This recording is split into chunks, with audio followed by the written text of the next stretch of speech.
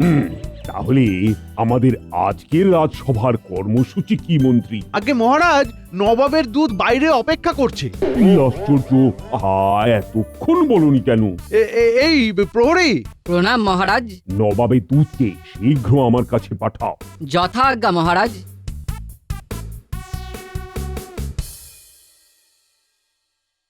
মহারাজের জয় হোক।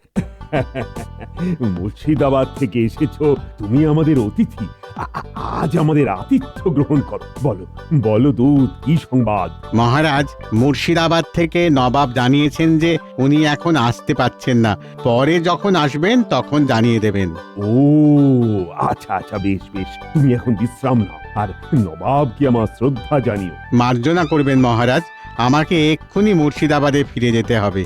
ও তাই বুঝি? বেশ, নবাবে চাইছে। তুমি এখন তাহলে দিন থাকতে থাকতেই রওনা দিয়ে দাও। যথা আজ্ঞা মহারাজ।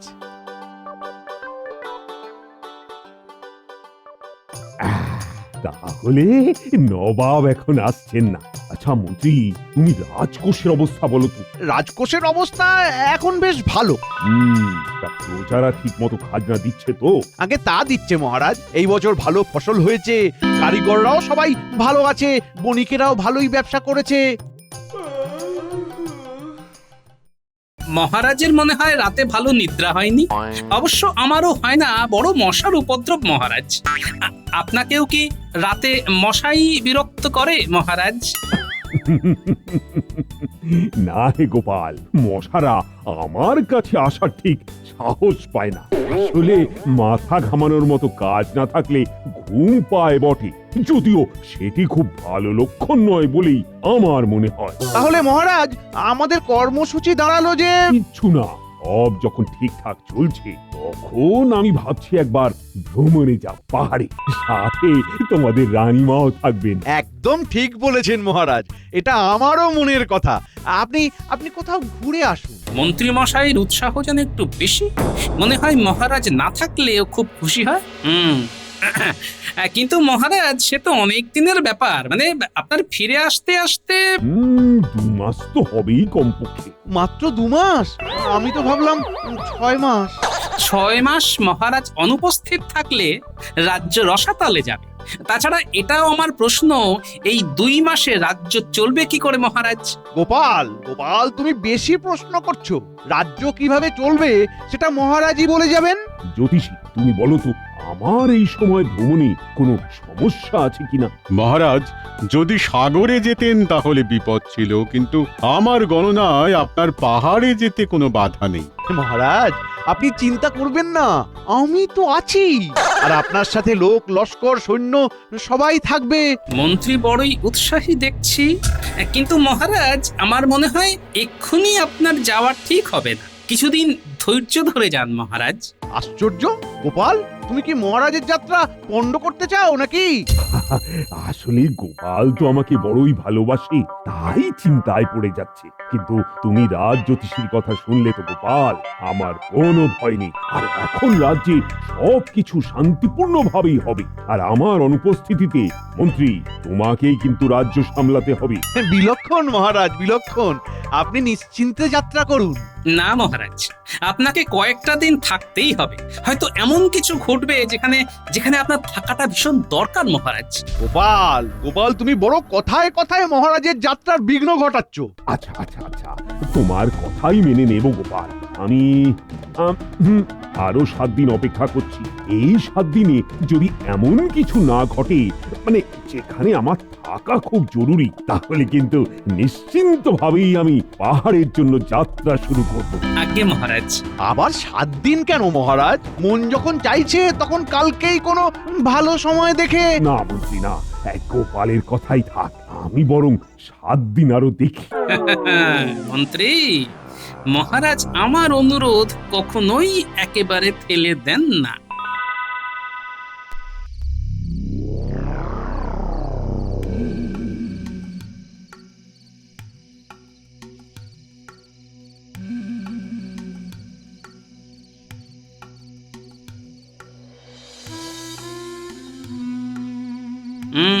ব্যাপারটা দেখতে হচ্ছে। মন্ত্রীর ভাবসাব আমার মোটেই ভালো লাগছে না।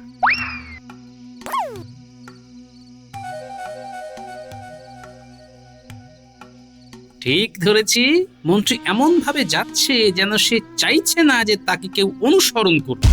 কি আশ্চর্য, মন্ত্রী ওই জঙ্গলের দিকে যাচ্ছে কেন? বটা ঘটা, বাইরে আয়, এখানে কেউ নেই এখন, আয়। সাহস দেখো, বলে কিনা কেউ নেই। ওরে আমি আছি মন্ত্রী, কিন্তু আমাকে তুমি দেখতে পাচ্ছ না। তাহলে তুমি এসেছো দুটো চোরের কাছে, হ্যাঁ? তুই একা? ঘটা কই? ও একটু দূরে গেছে কিছু কাজ নিয়ে, কদিন পরে ফিরবে। উফ, কতবার বলেছি না আমাকে না জানিয়ে তোরা কোথাও যাবি না। কি হয়েছে মন্ত্রী মশাই? হয়েছে অনেক কিছু, অনেক কিছু, আর হবেও অনেক কিছু। ঠিক বুঝলাম না তো মন্ত্রী মশাই। আমি যেটা বলছি মন দিয়ে শোন। মহারাজ ভ্রমণে যাবে রানীকে নিয়ে, কালকেই চলে যেত, কিন্তু ওই শয়তান গোপাল ভেস্তে দিয়েছে। রাজা আর রানী যাবে দিন 7 পরে। আচ্ছা, কিন্তু তুই সবাইকে বলে দিবি এখন এই 7 দিনে কোনো চুরি ডাকাতি করে যেন গোলমাল না পাকায়, তাহলে রাজা কিন্তু আর যাবে না, এখানেই থেকে যাবে। আচ্ছা বেশ, কিন্তু আমাদের দিন চলবে কি করে মন্ত্রী মশাই? তোর একটা বড় কাজ আছে, তুই কাপালিক সেজে শ্মশানে বসবি। সেখানে যারা মরা পোড়াতে আসবে তাদের সবাইকে বলতে থাকবি রাজ্যে ঘোর দুর্দিন আসছে, রাজা রানী কেউ থাকবে না, মন্ত্রী, একমাত্র মন্ত্রী সবাইকে বাঁচাতে পারে। কিন্তু একথা কেউ বিশ্বাস করবে? প্রথমে করবে না, কিন্তু যখন দেখবে রাজা রানী ভ্রমণে চলে গেছে তখন করতে থাকবে। কিন্তু মহারাজ তো ফিরেও আসবে। না রে না, মহারাজ না থাকলে আমি নিজেকে রাজা ঘোষণা করে সিংহাসনে বসবো, বুঝলি? আর তুই থাকবি মন্ত্রী। বলেন কি সত্যি? আরে মহারাজ ফিরে আসতে থাকলে তাকেই কৃষ্ণনগরে ঢুকতেই দেব না, একেবারে তাড়িয়ে দেব। প্রণাম মহারাজ, আমি তাহলে এই রাজ্যের পরের মন্ত্রী। ওই গোপালকে তাড়াবো, আর ঘটাও বিশেষ সম্মানের জায়গায় থাকবে। কিন্তু এখন যেটা বললাম সেটাই কর, আজ রাতেই চলে যা, কাপালিক সেজে শ্মশানে বসে পড়, আমি যাই, কেমন? এই তাহলে মন্ত্রী ভাবছে মহারাজকে নাকি ঢুকতেই দেবে না। আমিও গোপাল ভাঁড়, দেখি কত ধানে কত চাল।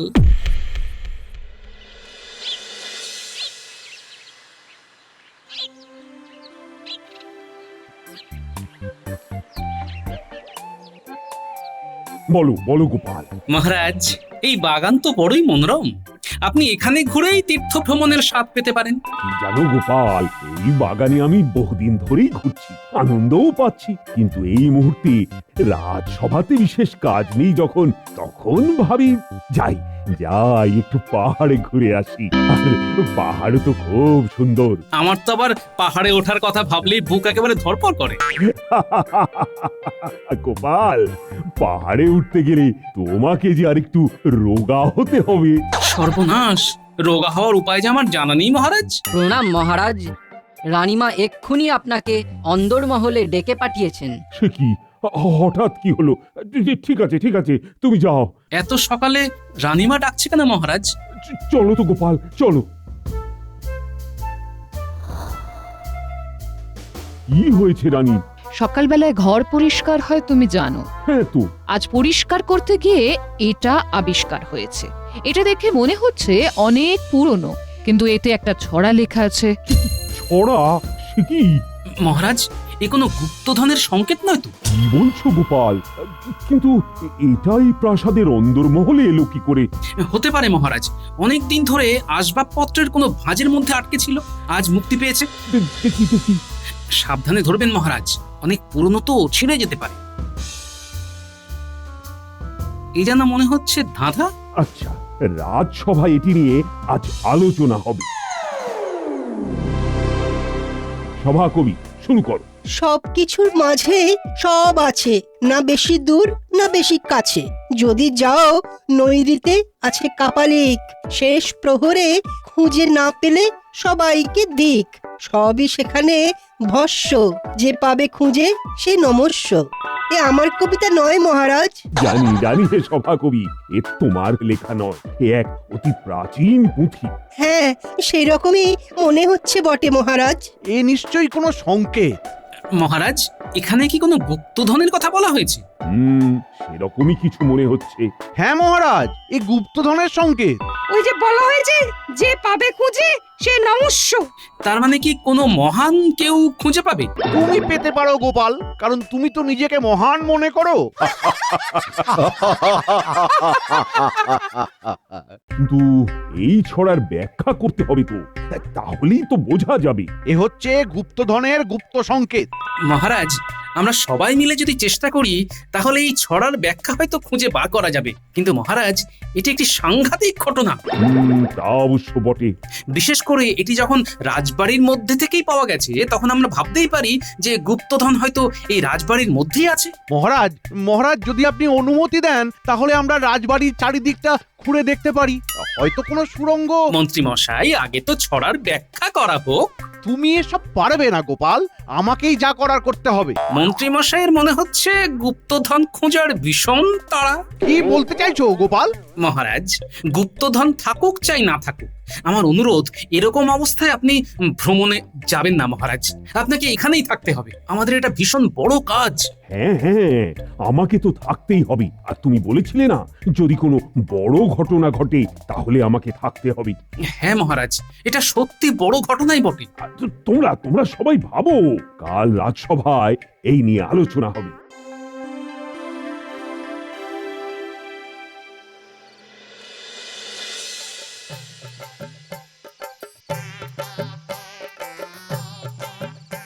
সুবল, দাঁড়া দেখি। গোপাল কাকা যে রাজবাড়ি থেকে ফিরছো? হ্যাঁ শোন, তোর সাথে আমার জরুরি কিছু কথা আছে, বুঝলি? আমার একটা কাজ তোকে করতে হবে। বলো বলো দেখি। তোকে আজ রাতে আমার সাথে শ্মশানে যেতে হবে। বলো কি? সেখানে এক কাপালিক আছে। ওরে বাবা। তুই তাকে প্রণাম করে একটা মোহর দিবি। এই নে, এটা রাখ। তারপর? শুনবি কাপালিক কি বলে। তুমি কোথায় থাকবে? আমি থাকবো, একটু তফাতে থাকবো, বুঝলি? বিপদ দেখলে আমি কিন্তু দৌড় দেব, বলে রাখলাম। আরে তুই কোনো চিন্তা করিস না, আমি আছি তো। আর এই কথা কাউকে বলবি না, চলে আসিস।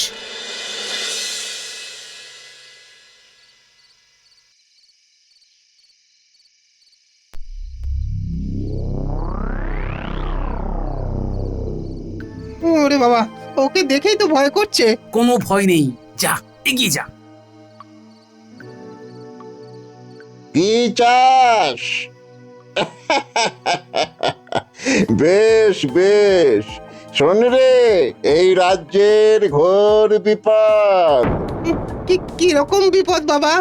এই রাজ্যের রাজা কদিন পরেই চলে যাবে, আর ফিরবে না। তোরা অনাথ হয়ে যাবি। সে কি বাবা, তাহলে রাজ্য বাঁচবে কি করে? তোদের মন্ত্রী তোদের বাঁচাবে। রাজা চলে গেলে সে যা বলবে শুনবি, তাহলেই তোরা ভালোভাবে বেঁচে থাকবি, তাহলে সব ধ্বংস হয়ে যাবে, বুঝলি? যা, যতজনকে চিনিস সবাইকে কানে কানে বলবি। যা। আচ্ছা বাবা। যা, চলে যা, যা যা যা। আমার যা জানার সব জানা হয়ে গেছে, এখন কাল রাজসভায় যা করার আমি করব।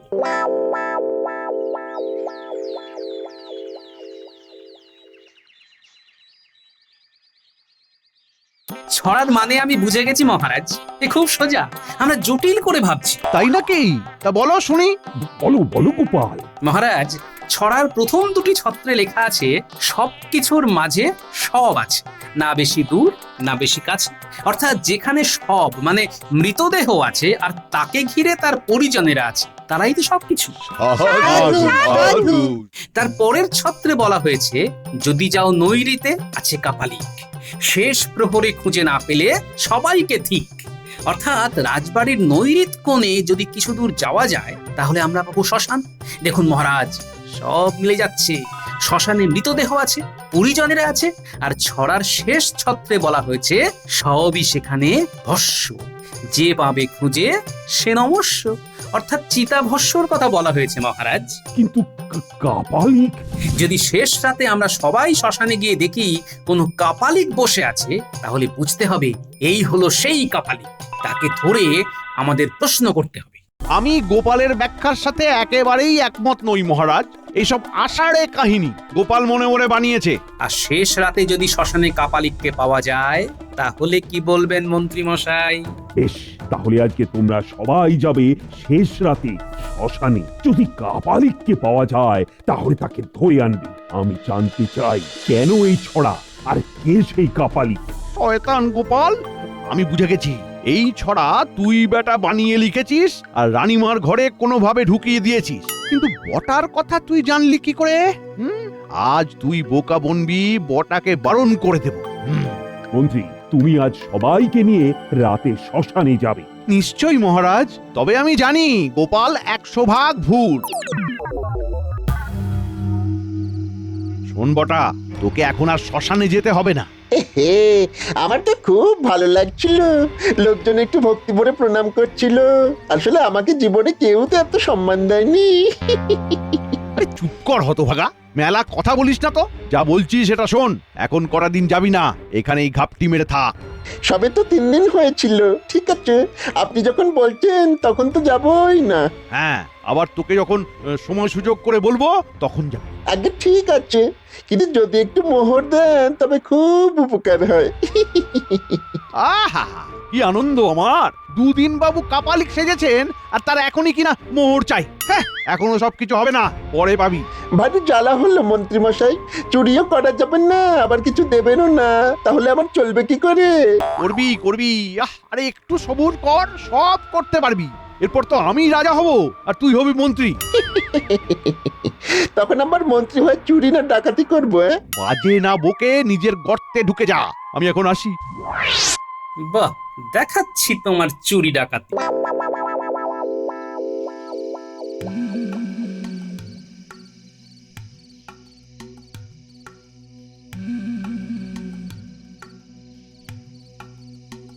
এই শেষ রাতে শুনেছি শ্মশানে প্রেত জাগ্রত হয়। খুব স্বাভাবিক, আমিও জানি। এখন মহারাজ বলেছেন যখন, তখন তো যেতেই হবে। আপনি বরং একটা ছড়া বলুন সভাকবি মশাই। রক্ষে করো গোপাল, আমার এমনিতেই ভূতের ভয় হাত পা ঠান্ডা হয়ে আসছে। কি জানি কি কপালে আছে। আমি গণনায় দেখেছি এই মুহূর্তে আপনার কোনো বিপদ নেই। আমি এইসব সামান্য জিনিসে ভয় পাই না, কিন্তু গোপাল, তোমার এইসব বাজে কথায় সময় নষ্ট হলো, এমনকি রাতের ঘুমও নষ্ট হলো। যদি কাপালিক বলে কিছু না থাকে তাহলে ওই চিতাভস্মই তোমার জায়গা হবে, এ আমি বলে রাখলাম।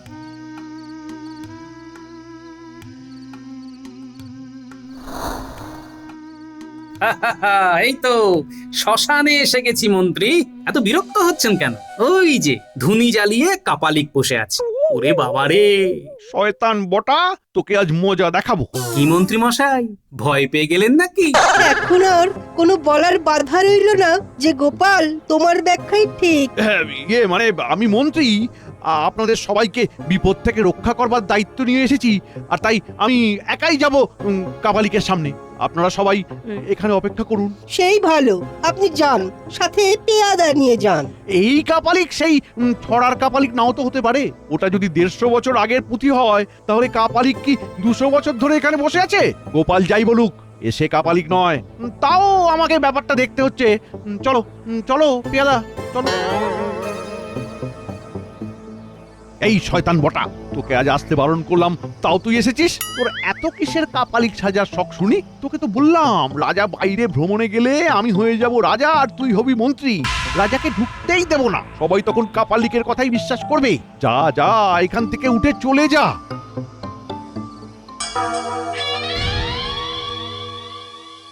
এ কি মহারাজ, আপনি আপনি এখানে কি করছেন? আপনার তো রাজপ্রাসাদে থাকার কথা মহারাজ। সেখানে থাকলে কি তোমার শয়তানি জানতে পারতাম? এ কি কাণ্ড, মহারাজ কাপালিক সেজে এখানে? কোনো মন্ত্রী, ঠিক ধরেছ তুমি, ছড়া গোপালেরই লেখা। গোপাল তোমার ফন্দি সব জেনে এরকম একটা ছড়া লিখেছিল, কারণ আমি যাতে ভ্রমণে না চলে যাই। গোপাল আর রানী পরামর্শ করে এই পুঁথি তৈরি করে। কোনো ব্যাপার না মহারাজ, শাল পাতা তাওয়ার উপর রেখে একবার গরম করেছি আবার শুকিয়েছি, এইভাবে 5 বার করেছি। তখন ওই পাতা এত বিবর্ণ হয়ে যায় যে দেখে মনে হচ্ছিল যেন 150 বছরের পুরনো পাতা। গোপাল, গোপাল তোমাকে ভীষণভাবে ধন্যবাদ। আমি তোমাকে পুরস্কার দেব। তুমি মন্ত্রীর শয়তানি ধরে ফেলে গোটা রাজ্যকে আজ বাঁচিয়ে দিলে।